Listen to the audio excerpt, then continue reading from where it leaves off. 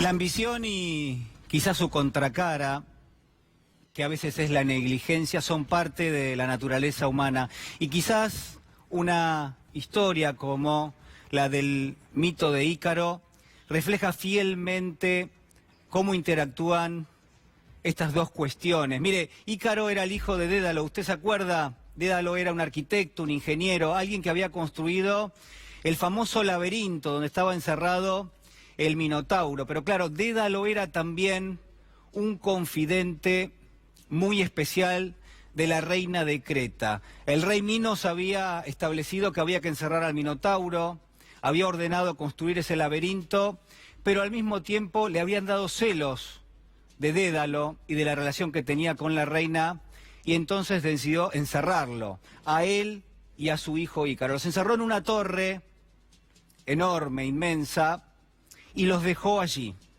Despreocupadamente el rey atendía otros asuntos y Dédalo se esforzó en tratar de salir de ese lugar. Era muy inteligente, por supuesto, era muy listo. Era quizás el personaje más inteligente de toda la mitología griega. Y efectivamente encontró una forma. Comenzó a recoger las plumas que encontraba en el piso y esbozó una idea, la idea de ir pegando cada una de esas plumas y transformarlas en un sistema de alas muy parecido al que él observaba de los pájaros. Lo que hizo fue asegurar, enlazar esas plumas y después con hilos atar las más grandes y con cera ir pegando las más pequeñas hasta que terminó de definir lo que era un invento asombroso, sumamente ambicioso por un lado y sin ninguna duda esperanzador para él y para su hijo por otro. ¿Por qué? Porque Dédalo observaba que el rey Minos tenía todo bajo control,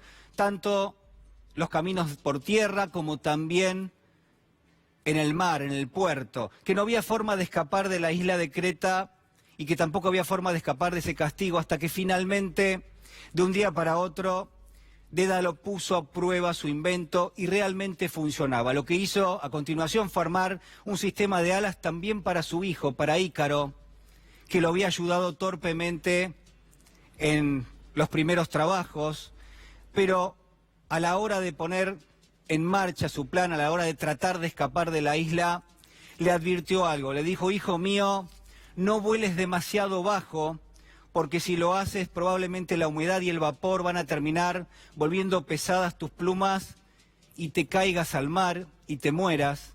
Pero tampoco vueles demasiado alto, porque el calor del sol podría derretir la cera de la cual están hechas justamente las alas y podría pasarte exactamente lo mismo. La historia, el relato cuenta que Dédalo logró atravesar el mar, que Dédalo en todo caso logró también llegar al reino de Sicilia, pero para Ícaro reserva otro final, porque cuando comenzó su vuelo se entusiasmó tanto el hijo de Dédalo, se volvió tan ambicioso, quiso llegar tan alto, que finalmente el calor del sol terminó derritiendo la cera de la cual estaban hechas las alas. La última imagen, la que quiero que conserve, es la de un hombre tratando de sostenerse en el aire, pero observando que ya no había plumas en esas alas y que ya no podían sostenerlo, por supuesto, y cayendo directamente al mar. Así está la credibilidad del gobierno en este momento, un gobierno que fue muy ambicioso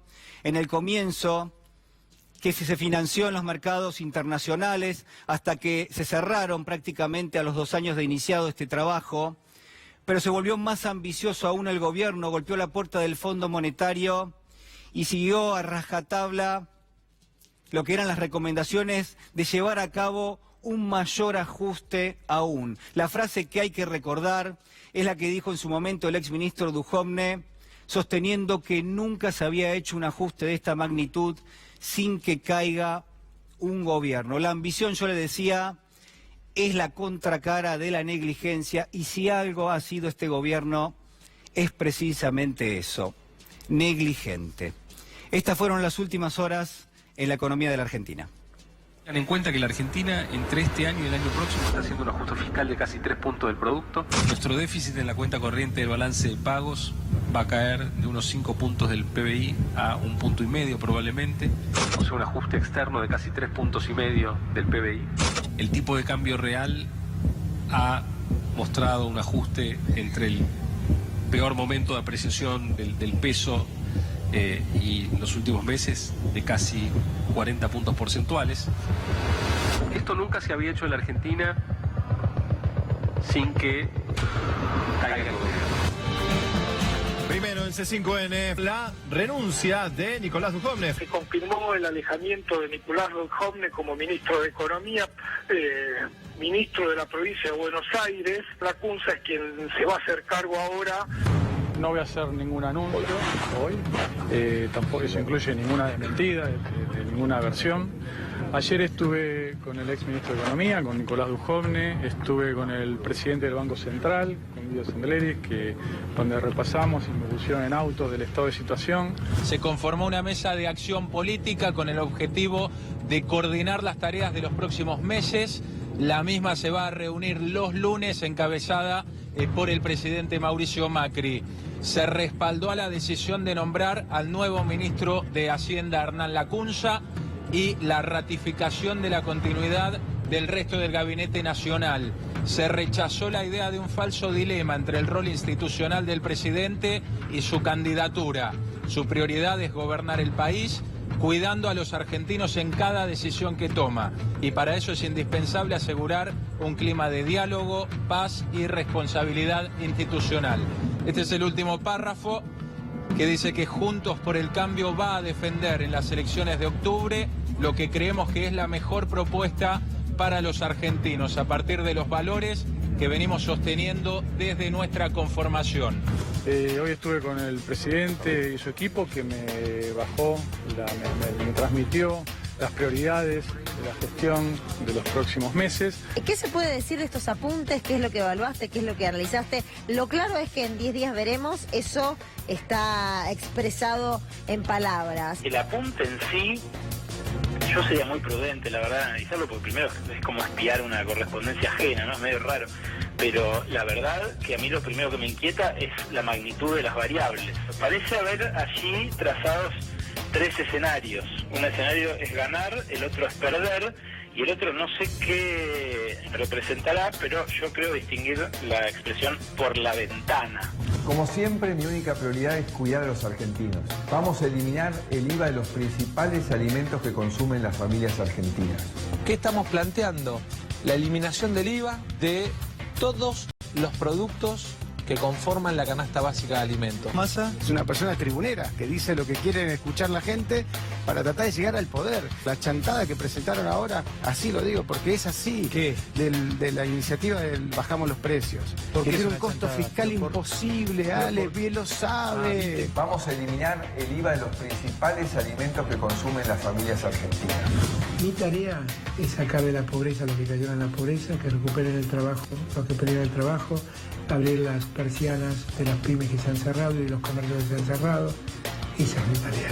Arreglar el bodrio de la deuda que Macri nos ha dejado. Esa es mi tarea.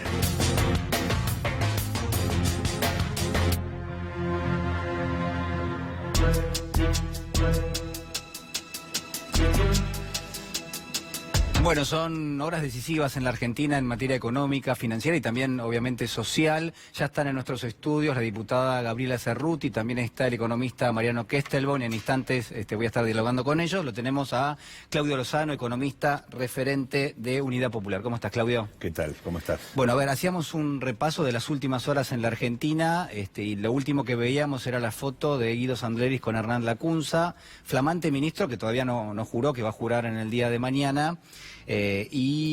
También lo que hay que decir es que muy temprano por la mañana va a haber una conferencia de prensa. Primero va a hablar el ministro Hernán Lacunza, 9 de la mañana, 9:30 va a haber conferencia de prensa de Guido Sandleris. Se especula con algún tipo de anuncio. No sé qué te parece, qué puede pasar. Que sería bueno que hubiera algún tipo de anuncio que fuera en una dirección distinta a las que hemos tenido hasta aquí. El problema que me parece que está planteado, y sobre todo además en un escenario donde varias calificadoras de riesgo han bajado la calificación de Argentina. El viernes, ¿no? El viernes. En el día de hoy, que no hubo mercado aquí, pero sí afuera, las acciones argentinas han caído de manera estrepitosa. El escenario ha subido el riesgo país de manera significativa también. El escenario para mañana es muy complicado. Sí. Y creo que esto tiene que ver con que en la Argentina pasó algo que por un lado a mí me pone muy contento, que es la decisión del pueblo argentino de decir que esto se acabó. Pero por otro lado hay algo que sí me preocupa, que es que el gobierno parece no haberse noticiado de esto, y tanto en la primera conferencia de prensa como en la primera por la vía del castigo y en la segunda por la vía de una estrategia de intentar ver cómo puede reconciliarse con algunos de sus votantes, siguen una suerte de modo electoral sin decidirse a gobernar. Los problemas que tiene hoy la economía argentina, la inestabilidad financiera y cambiaria que tenemos, responden a dos cuestiones, que son de las que el gobierno tiene que hacerse cargo si quiere garantizar una llegada más o menos razonable. La primera es que la Argentina está en una situación de default encubierto por el acuerdo con el fondo, y por lo tanto es esa situación la que genera una situación de salida de quienes son agentes que pueden, económicos que tienen posiciones en inversiones financieras en nuestro país. Y el segundo problema es la bomba de tiempo del Banco Central, tomando deuda de corto plazo a 7 días a tasas astronómicas que jamás podrá pagar. Esos dos elementos son los dos elementos que el gobierno debe discutir. Y la verdad que lo que ha puesto en marcha es un conjunto de medidas que en la lógica de ellas serían las medidas del populismo, en un contexto absolutamente inconsistente. No hay ni marco político ni marco regulatorio para medidas de esta naturaleza. La salida del ministro Duhovne supone, entre otras cosas, más allá de lo desastroso de su gestión, un interrogante respecto a qué pasa con el fondo, porque las medidas tomadas van en una dirección contraria a lo acordado con el fondo. Y lo que está en discusión acá es el desembolso de septiembre. Entonces digo, ese escenario es un escenario de absoluta inestabilidad. Si el gobierno no le presta atención a esas cuestiones y sigue con una estrategia exclusivamente electoral, la verdad que la preocupación es que, digamos, esto se desmadre más de la cuenta y se cobre más víctimas sociales que las que ya se ha cobrado hasta el momento. Creo que acá el dato central es lo que vos estás marcando. El gran ausente sigue siendo el Fondo Monetario Internacional. Uno entiende que la Argentina y el Fondo hoy son socios, es decir, al Fondo Monetario no le conviene tampoco que la Argentina entre en una situación de tanta inestabilidad financiera, pero yo te tengo que preguntar, ¿por qué no hay nadie del Fondo Monetario en la Argentina en este momento? Digamos, ¿por qué te parece que probablemente no hay nadie?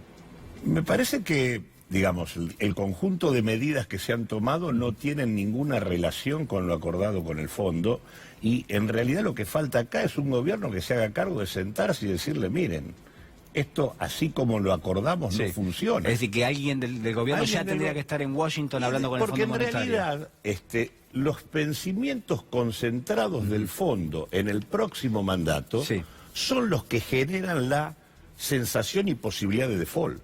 En tanto no haya una actitud por parte del gobierno y del fondo de despejar esos vencimientos, la perspectiva de resolver la situación financiera cambiaria de la Argentina no existe. Bueno, a mí me decían ayer dos fuentes importantes que lo terminamos diciendo aquí en el canal a la noche, el Fondo Monetario va a llegar a la Argentina a fines de mes, primeros días del mes de septiembre. Ya le pidieron una reunión a Alberto Fernández, a pesar de que obviamente no desde ese lugar, desde la posición política no se quiere hacer demasiado énfasis en esto, pero ya está pedida la reunión. Y se supone que también obviamente va a haber una reunión, porque también está confirmado con funcionarios de gobierno. Bueno, por supuesto ayer todavía no estaba la confirmación de si se iban a encontrar con Hernán Lacunza, hoy ya está la confirmación. Pero lo que uno podría pensar es, el fondo no es necesario que esté ya desde esta semana, porque hay que esperar 10 días más.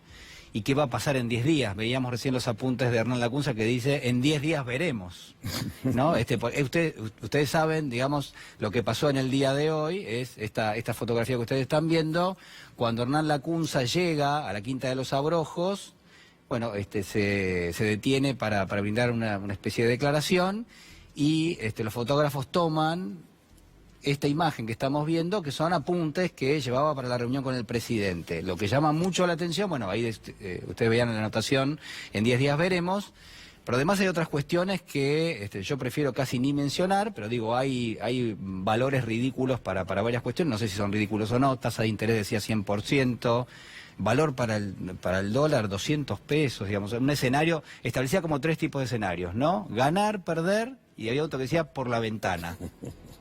Sí, la verdad que a mí me resulta difícil dejarme llevar por los apuntes. Sí, no, yo no quiero ni hablar, pero lo que digo es que hay una situación de descontrol vinculada a un gobierno que, en lugar de asumir la derrota y consecuentemente definir que tiene que garantizar la transición, sigue planteando la posibilidad de modificar el resultado. Hasta ahora no ha habido ninguna señal por parte del gobierno que tenga que ver con gobernar esto para que no se desmadre.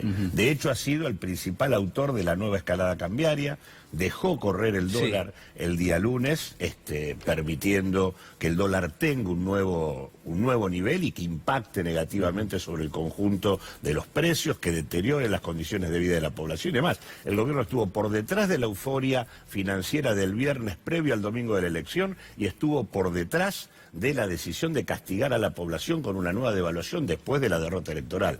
Ese tipo de funcionamientos no sirve. Espero que haya habido algún tipo de reflexión en el marco de lo que fue la reunión política que tuvo, en el marco del cambio de ministro y demás. Pero digo, no importa tanto si el fondo viene o no viene a la Argentina. Es el propio gobierno el que tiene que ir al fondo y plantear con claridad que aquello que comprometió no está en condiciones de cumplirlo y que el fondo no puede ser el que de alguna manera desbarranque a la Argentina. Porque así como están las cosas, el que decreta el default de la Argentina es el fondo. Claro, bueno, eso te iba a preguntar, digamos, ¿no sería lógico que el propio fondo intente hacer una especie de defensa de la Argentina? Decir, miren, se han corrido de las proyecciones que teníamos, pero todavía siguen estando dentro del acuerdo, o vamos a elaborar un nuevo acuerdo. Yo creo que hay que aprovechar todas las irregularidades que el fondo ha puesto sobre la mesa. Obviamente no espero que lo haga este gobierno, pero digo, el fondo sabe que ha incumplido su propia carta constitutiva, que ha violado sus propios estatutos, que prestó y facilitó lo que no debería haber facilitado, sabe que en realidad fue un acuerdo impuesto por los Estados Unidos, pero que no tenía consenso, y que cualquier auditoría interna haría saltar todo por el aire, porque tiene más del 60% de sus vencimientos de sus créditos, concentrados en la Argentina. Por lo tanto, hay elementos de sobra, pero obviamente este gobierno ha sido cómplice de todo esto y tiene pocos elementos, pero lo que sí me parece que casualmente por esa situación tendría que sentarse para tratar de despejar los vencimientos futuros. Si siguen la historia de ver cómo recupera votos, planteando una estrategia de recomposición de ingresos en un contexto de desregulación del mercado financiero y cambiario y en contradicción con el acuerdo con el fondo, el escenario de la Argentina es muy preocupante. Me acordaba hoy ¿vos te acordás en la crisis subprime cuando viene la crisis de hipotecas y había bancos estadounidenses que eran bancos enormes, que habían dado millones de créditos y se decía too big to fail, demasiado grandes para dejarlos caer, para que el Estado de los Estados Unidos dejase caer esos bancos, es decir, tenía que socorrerlos sí o sí. Algo parecido puede ser la Argentina con el Fondo Monetario. El préstamo del fondo es demasiado grande para dejar a la Argentina caer. ¿Por qué? Porque ocupa más del 60% de la total de la cartera de préstamos. Es decir, sería realmente algo grave desde el punto de vista del Fondo Monetario. Yo me pongo en ese lugar, obviamente lo que está pasando en la Argentina es terrible realmente, pero poniéndose en el lugar de alguien que está al frente del Fondo Monetario, que le preocupa el track record del fondo, que obviamente ya es bastante opaco en los últimos años, bueno, de todas maneras uno podría pensar, bueno, hasta el fondo le conviene llegar a la Argentina pronto, o que vaya alguien de la Argentina y establecer una serie de pautas y comunicárselas a quienes están vendiendo en forma millonaria los bonos de la Argentina y están generando la suba del riesgo país. ¿Qué puede pasar mañana, Claudio? Porque mañana tenemos en la mochila todas las caídas de hoy, caídas de hasta 9% en los bonos, caída de 15, 20% en las acciones argentinas en Nueva York. Acá no hubo mercado, pero mañana el primer correlato va a ser del tipo de cambio. Por eso se especula que el gobierno, conferencia de prensa de la CUNSA a las 9, conferencia de prensa de Sandleris 9:30. ¿Puede pasar algo como lo que pasó el último lunes? Yo tengo la impresión, si no cambia la lógica del gobierno, si no hay una decisión de gobernar y por lo tanto hay un conjunto de medidas financieras y cambiarias para contener la situación, lo que uno tiene es una nueva corrida. Ese es el escenario. Y la verdad que han tenido durante estos días oportunidades, entre otras cosas, de despejar vencimientos futuros de la Argentina. Con el precio que han tenido los bonos de la Argentina, claramente se podría haber salido a comprar deuda Argentina para despejar vencimientos futuros. Podría haber habido un ahorro muy significativo. Sí, y además una señal importante. Y una señal importante en donde si hubieran usado reservas para cosas realmente productivas en lugar de liquidarlas. Así que me parece que tiene que haber decisión de gobernar de otra manera. Si se sigue en el modo electoral que hasta acá hemos tenido, me parece que el panorama no es razonable. ¿Cómo ves la decisión que toma el gobierno? Para mí, a ver, yo tengo que decir, para mí es acertada, no sé si con esto va a lograr algo, pero de armar una mesa de acción política. Vamos a decir, bueno, pero eso ya lo hizo antes. Pero el presidente decidió, y lo veíamos en el informe, armar una mesa de acción política que se va a reunir todos los lunes, donde va a estar Marcos Peña, jefe de gabinete, Elisa Carrió, Miguel Pichetto, Mario Quintana, Horacio Rodríguez Larreta, María Eugenia Vidal, Mario Negri, Luis Naidenov, Patricia Bullrich, Rogelio Frigerio y los gobernadores radicales. ¿Qué te parece? ¿Por qué hace esto el gobierno y si le va a servir para algo en los próximos días? Yo creo que el gobierno tiene pocas herramientas. Realmente creo que estamos en un escenario complejo porque, digamos, que creo que va a dar lugar a revisar políticamente el tema de las PASO como instrumento en la Argentina. Creo que este tema de que haya habido elecciones, que haya sido derrotado brutalmente un gobierno, que claramente haya la posibilidad de un nuevo gobierno, pero ese nuevo gobierno no esté electo, genera una situación compleja. Me parece que en ese sentido el tema de mayor integración política y mayor homogeneidad por parte del oficialismo ayudaría. Ahora, ayuda siempre y cuando el objetivo sea hacerse cargo de la transición.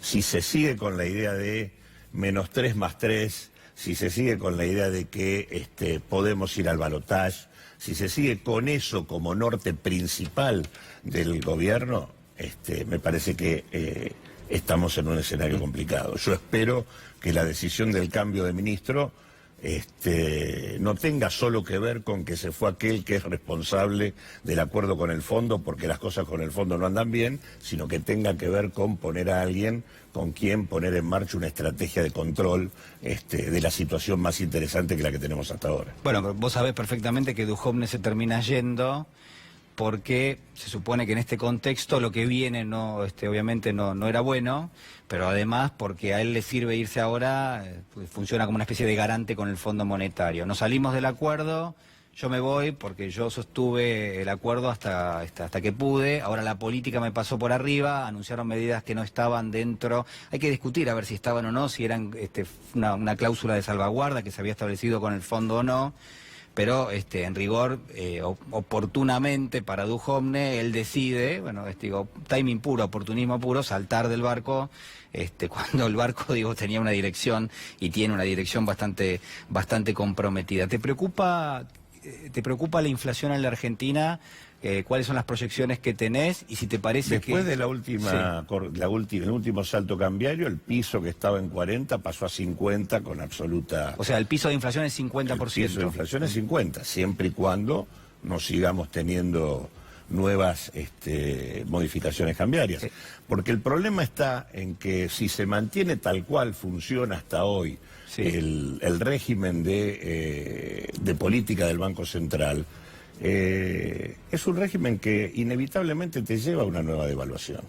O sea, vos lo que combinás son momentos de saltos cambiarios con momentos de estabilización donde el dólar pasa a comportarse por debajo del nivel de precios, pero luego volvés a un nuevo salto cambiario. Termina con un nuevo shock. Entonces el tema de tomar deuda de corto plazo con tasas astronómicas que no podés pagar, en un contexto de libre movilidad de capitales, es un escenario de absoluta inestabilidad. Entonces, ese comportamiento del Banco Central y los vencimientos del fondo concentrados, anunciando una situación de default que no está resuelta, es lo que hay que discutir para garantizar una transición más ordenada. Si el gobierno no pone elementos en estos dos planos, difícilmente se pueda controlar la situación. Claudio, muchísimas gracias. No, gracias Ha sido muy a vos. amable.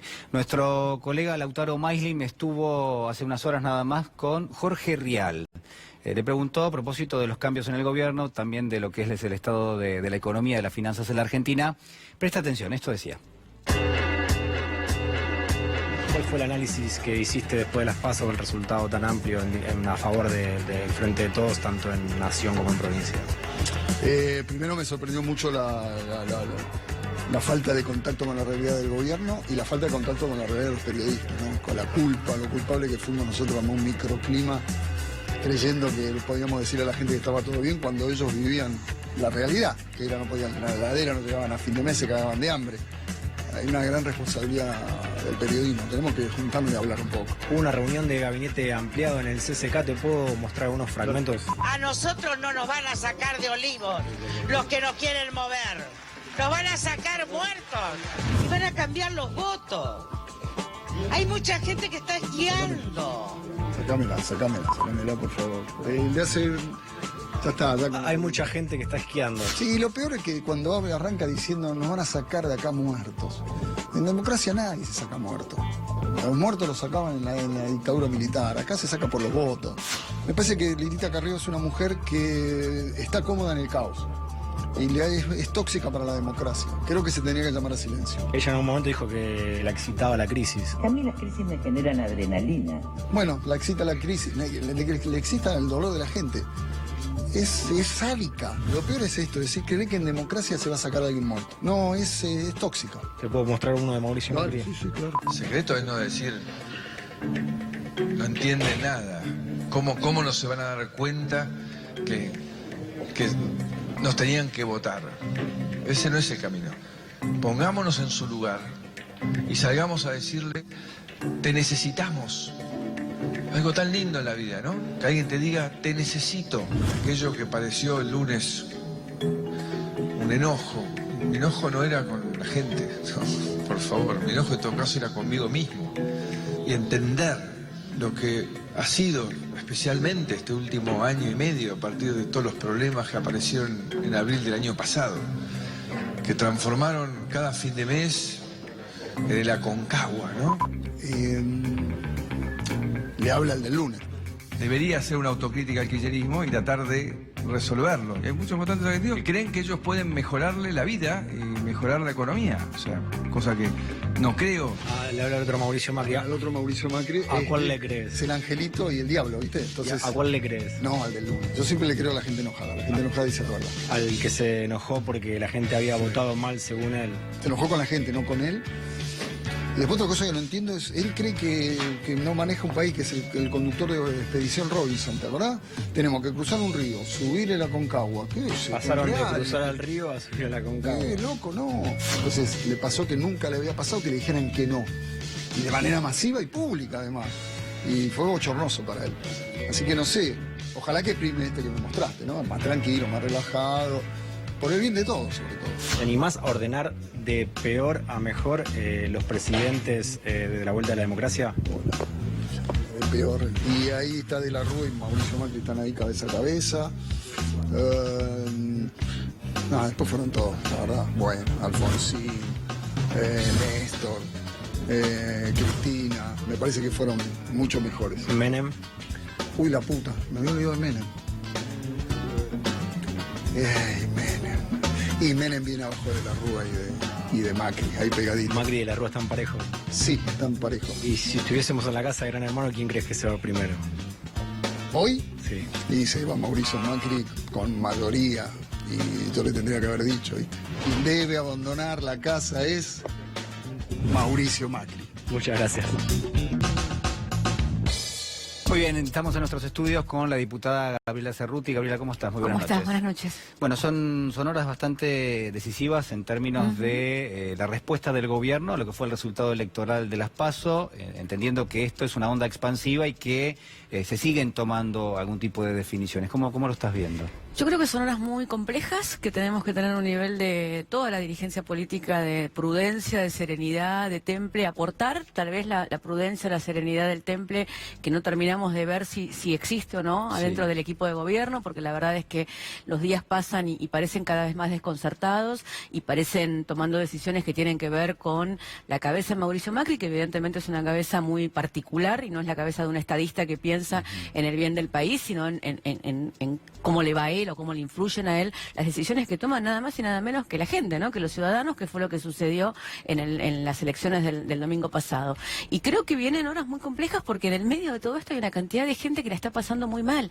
Entonces, cuando uno analiza el lunes pasado y analiza el discurso de Mauricio Macri, lo que tenemos que analizar es que el presidente estaba mal dormido, estaba de mal humor, o es ese presidente, y yo escribí un libro que explica que ese presidente es ese presidente. Ahora, lo que él dijo en esa conferencia de prensa hace que mucha más gente en la Argentina haya entrado a la pobreza, hace que mucha más gente no llegue a fin de mes, porque esas palabras de un presidente que hacen que el dólar estalle como estalló el lunes pasado, que se hundan los mercados como se hundieron el lunes pasado, tienen consecuencias, tienen muchas consecuencias reales. O sea, el ministro Duhovne, a partir del lunes pasado, tiene 27 millones más en su cuenta bancaria, y la enorme mayoría de todos nosotros tenemos más problemas y más dificultades, y hay mucha más gente que no puede llegar a fin de mes y que está bajo la línea de pobreza. Entonces, en todo esto que estamos viendo, que parece que fuera cuestiones de gabinete, de alta política, se reúnen en Olivos, se reúnen allá, se reúnen acá, digo, hay una parte que no tenemos que dejar de mirar y de tener en cuenta, que es que mientras tanto, la vida cotidiana de la gente es cada día peor,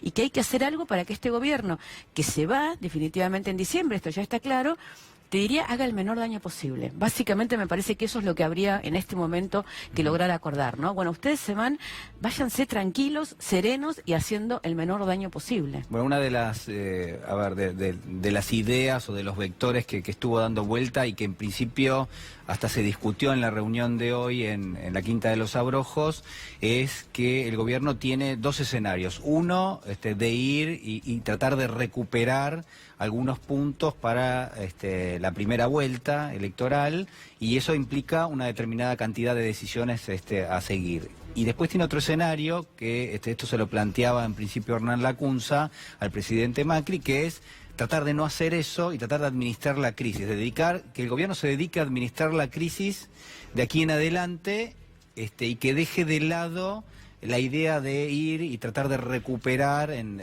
la primera vuelta una cantidad de votos que ellos consideran que podrían tener. Digo, ¿cómo ves este escenario? A ver, yo creo que hay que separar dos cosas. Uno, lo que es la personalidad de Mauricio Macri, y otro son las decisiones de un gobierno. Sí, bueno, vos lo conocés muy bien al presidente. Digo, yo creo que es un presidente que va a ser, él vino diciendo toda la campaña electoral lo que sucedió, vamos a ir para adelante, lo que él hizo el lunes es lo que venía anunciando en toda la campaña electoral, nosotros vamos a ir para adelante, vamos a seguir avanzando en esta dirección. Mauricio Macri es una persona capaz de dar un paso al borde de un precipicio, porque está muy convencido.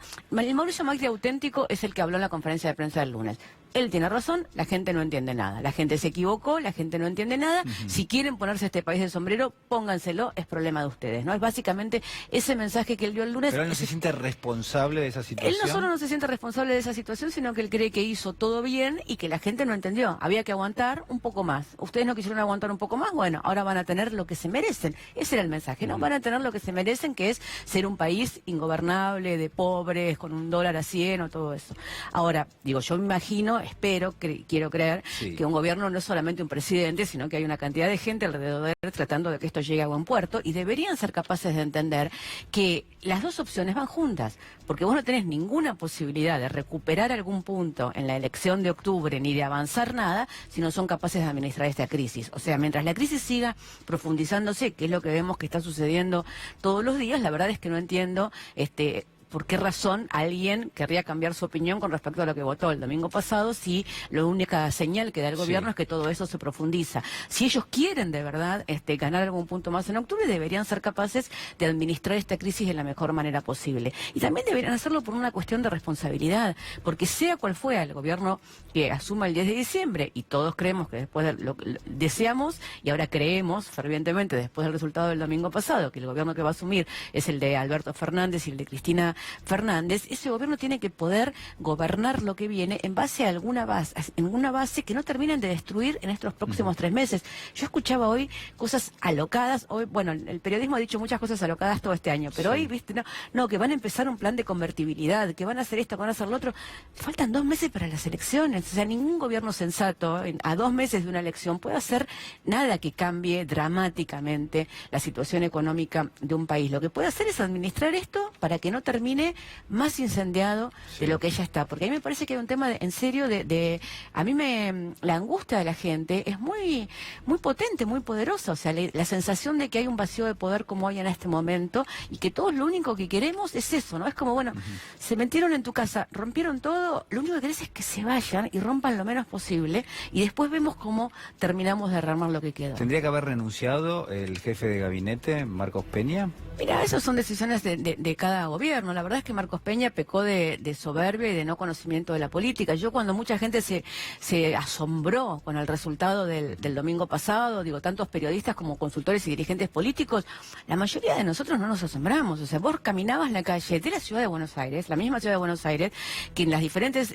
digo, hay esquinas emblemáticas de la ciudad de Buenos Aires. Digo, hace 2 años atrás vos te parabas en Rivadavia y Acoite y la mitad de la gente te hablaba en contra de nosotros y del kirchnerismo y de todo y a favor de Macri. La verdad es que ahora la gente venía, se acercaba, te pedía la boleta, te decían no damos más, no se puede más.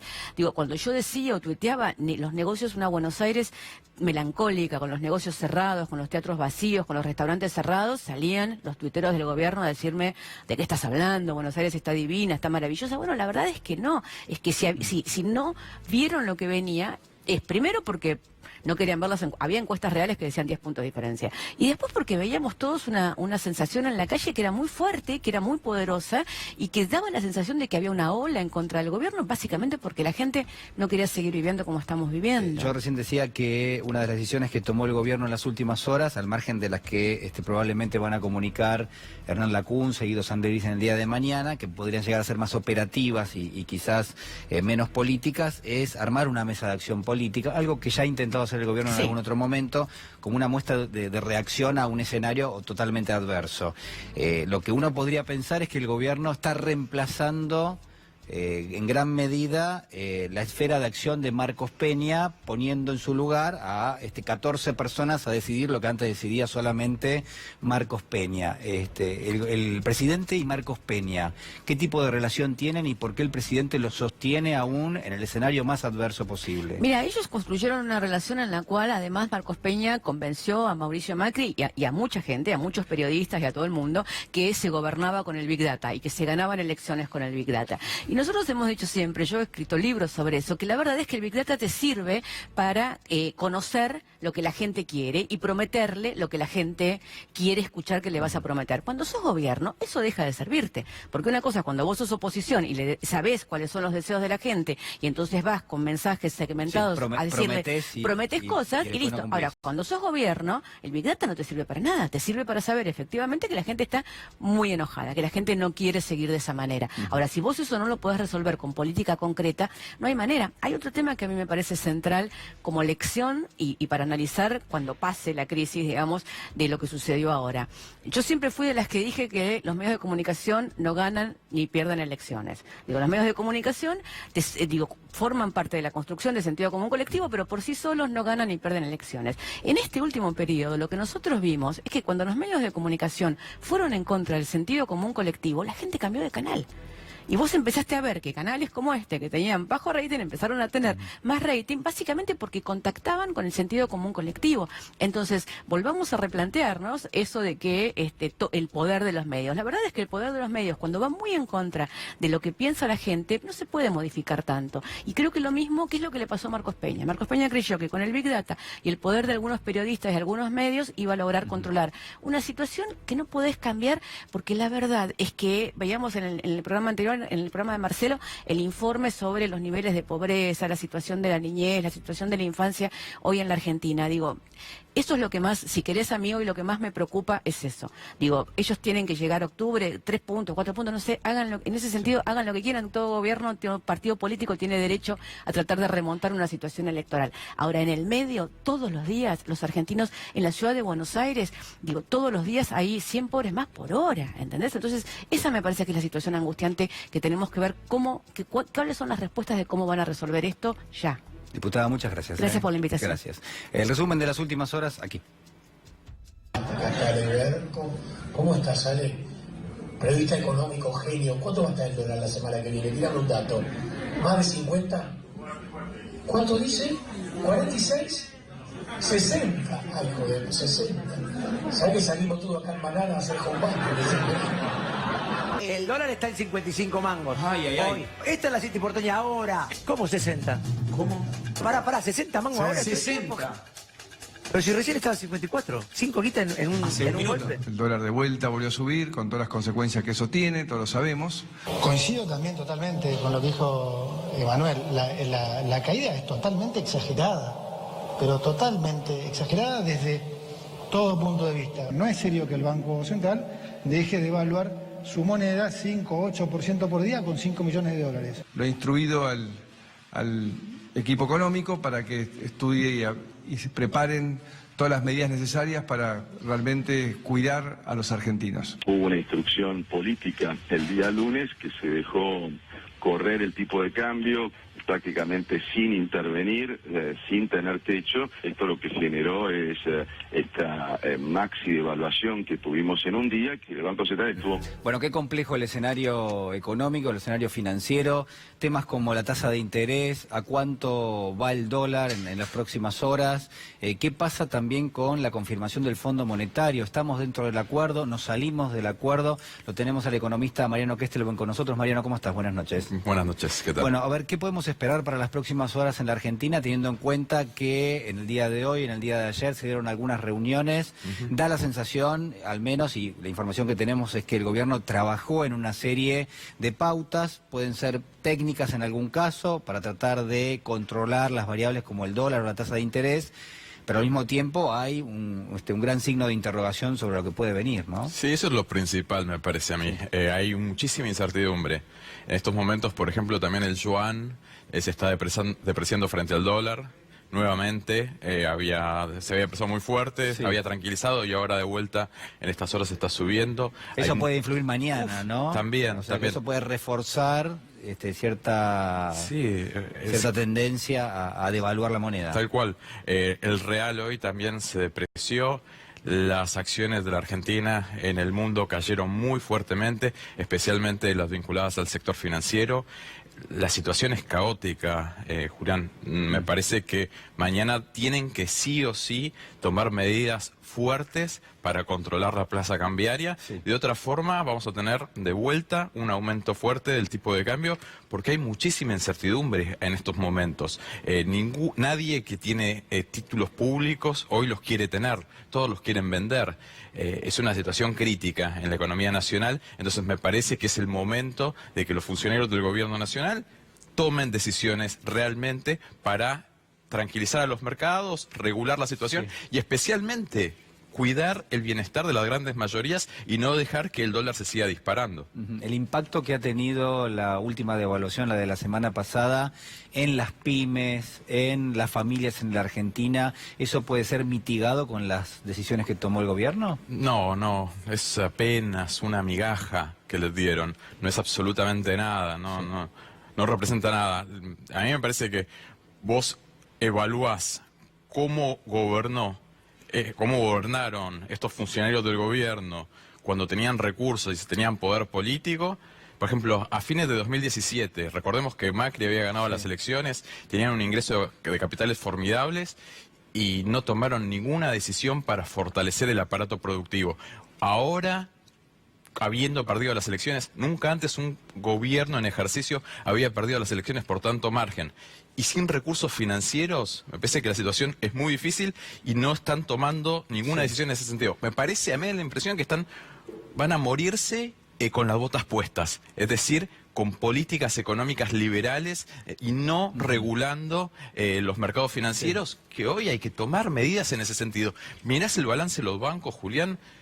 En los últimos 12 meses registrados, los bancos extranjeros, por ejemplo, duplicaron sus ganancias medidas en dólares, con una moneda que cayó a la mitad de su valor. Entonces, cuando pasa esto y observas el perfil de los funcionarios nacionales, que todos provienen del sector financiero en el área económica, los líderes en el área económica, decís, bueno, acá o toman decisiones de fondo que cambien las condiciones o nos va a ir de vuelta muy mal. O sea, el escenario que vos estás proponiendo es, si el gobierno mañana no toma decisiones que cambien la naturaleza en la cual se está moviendo el mercado del dólar, por ejemplo, que está flexibilizado totalmente, que no se asegura la entrada de dólares productos de la liquidación de las exportaciones, que no hay encaje a los capitales que te generan una volatilidad enorme, yo creo que no va a haber nada de todo eso, porque sería a contramano de lo que vino diciendo el gobierno. Entonces, uno podría pensar que esta dinámica de devaluar la moneda va a continuar. Sí, igual, fíjate que hicieron muchas marchas y contramarchas. Sí. Con las retenciones hicieron eso. Con el IVA lo habían puesto, ahora lo sacan. Están los reintegros a las exportaciones también. Sí. Yo creo que en este ida y vuelta tienen que tomar ese tipo de medidas, por ejemplo, también administrar más las importaciones. Hoy en la Argentina quitaron muchísimos controles, controles básicos que tiene cualquier economía. Entonces, creo que tienen que tomar decisiones fuertes que van en contra de sus principios. ¿Qué importancia le asignás, digo, a lo que estábamos viendo hace apenas algunos minutos, la fotografía que se filtró, y ahora la vamos a estar compartiendo nuevamente, del ministro Hernán Lacunza cuando entraba a la reunión con el presidente Macri?